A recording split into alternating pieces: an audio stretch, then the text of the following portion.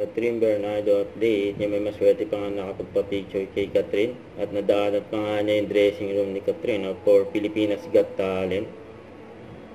Ayan pa nga si Catherine and OOTD niya para sa Pilipinas Got Talent semi-final. Kasama niya ang kanyang glam team. Yun o.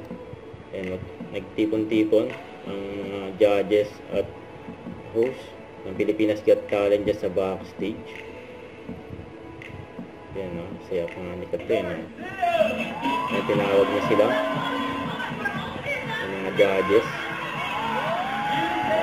Catherine Bernardo, FMG, Eugene Domingo at Donnie Pangilinan. Yan o, yan sila. Naka all white outfit si Catherine.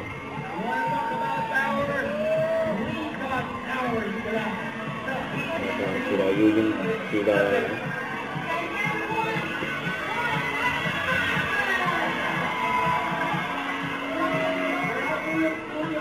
may mga judges ni Kuya Robby ang host si Melay.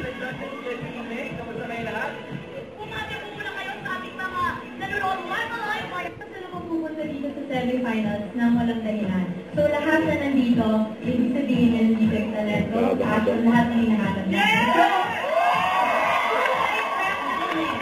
Yung sa nila, kaya sila nakapunta sa semi-finals, we are expecting, or me personally, I'm expecting more.